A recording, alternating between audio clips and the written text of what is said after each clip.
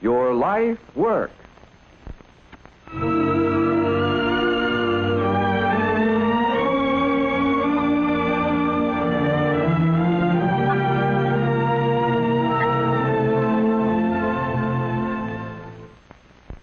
The miracle of high-speed wire communication is commonplace today.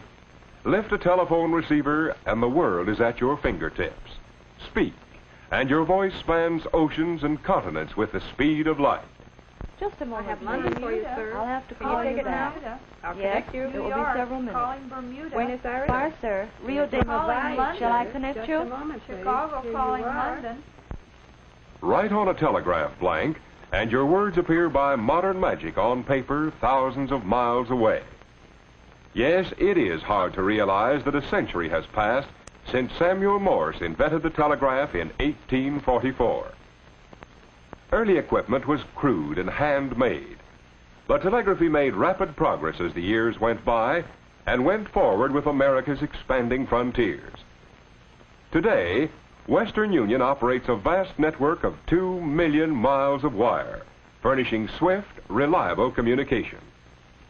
Financial quotations are transmitted from exchanges in key cities to ticker tape receivers in brokers' offices throughout the United States, Cuba, and in Canada.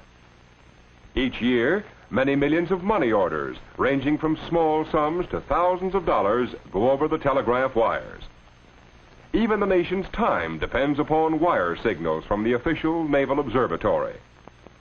Day and night, in editorial offices everywhere, teletype machines bring in the news of the world for millions of readers. And every year, more than 200 million telegrams pass through the hands of operators in the traffic department. Here, in this operating room, hundreds of girls receive and transmit messages on batteries of teleprinters and multiplex machines.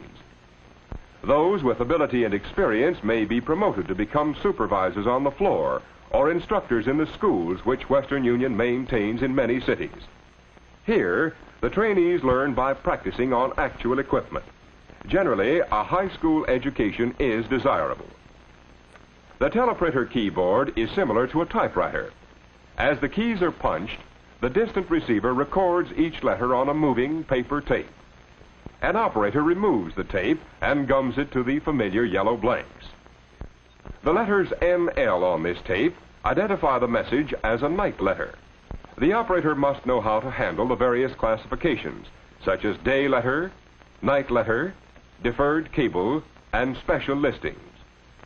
To develop a trainee into a competent operator of the teleprinter and multiplex machines requires from 2 to 3 months. Job opportunities for men are found in the maintenance of all transmission equipment and in the operation of the relay offices. In the carrier system department, trained technicians maintain equipment that transmits hundreds of messages over a single pair of wires. In the experimental laboratories, college-trained research engineers work constantly to find new methods and techniques to provide quicker service.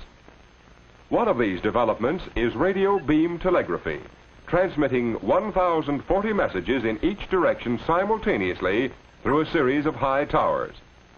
Another is the facsimile telegram, whereby a written message is dropped into a transmitter and automatically reproduced by a receiver.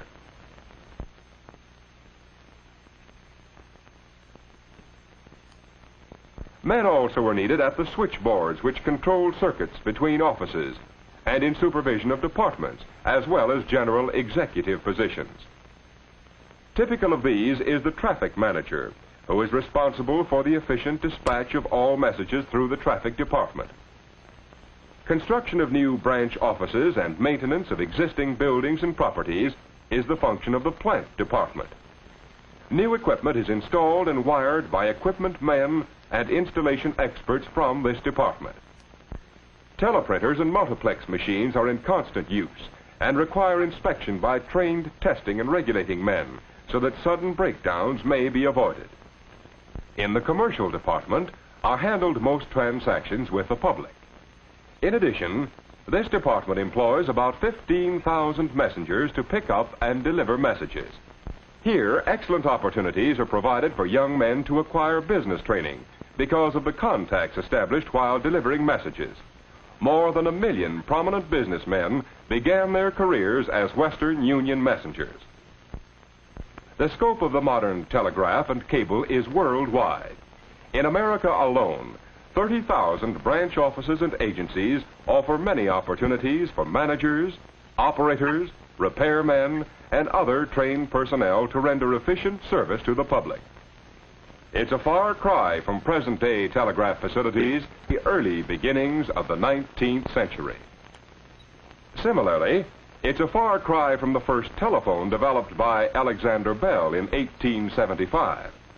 In the early days, switchboards were operated by men, and service was crude. Today, modern facilities handle more than 100 million calls every 24 hours. These calls flow at the rate of 1,000 per second through a telephone network using enough wire to string a line to the sun more than 90 million miles away. This tremendous system provides job opportunities for 500,000 employees with a wide range of interests and capacities, from outdoor work with field crews to intricate research work in the experimental laboratory. To study these job opportunities, let's imagine that the town of Homeville is to receive a new and larger telephone exchange. First, the engineering department prepares the plans for the buildings and transmission systems and arranges for plant construction. Much of this technical work requires specialized training.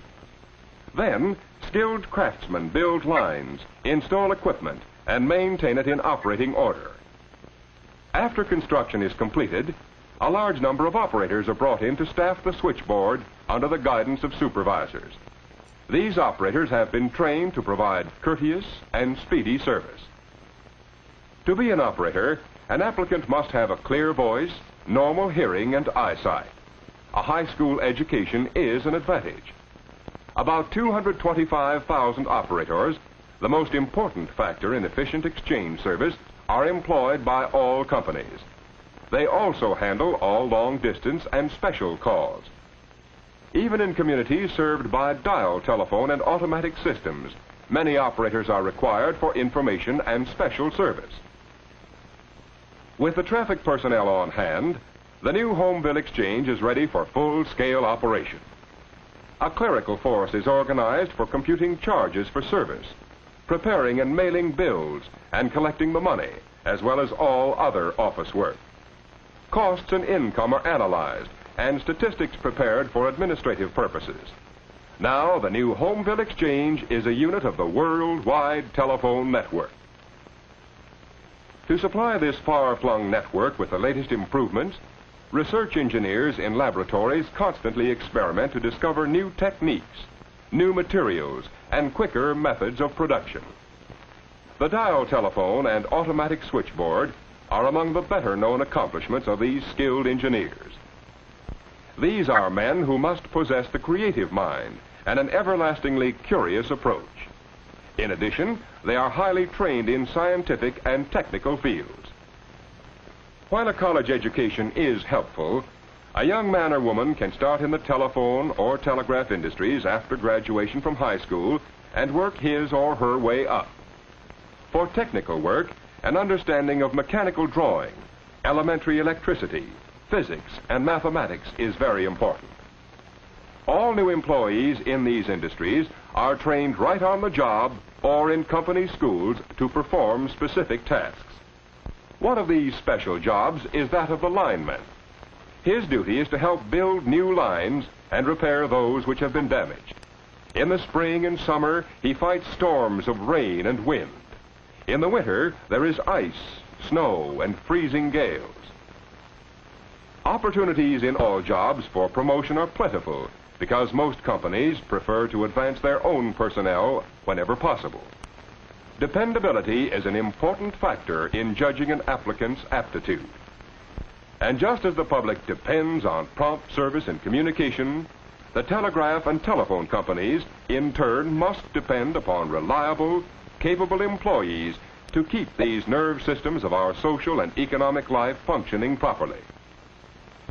Throughout the country, Men and women can find excellent job opportunities in the twin fields of wire communication. These are jobs with stable employment for a wide range of aptitudes and ambitions.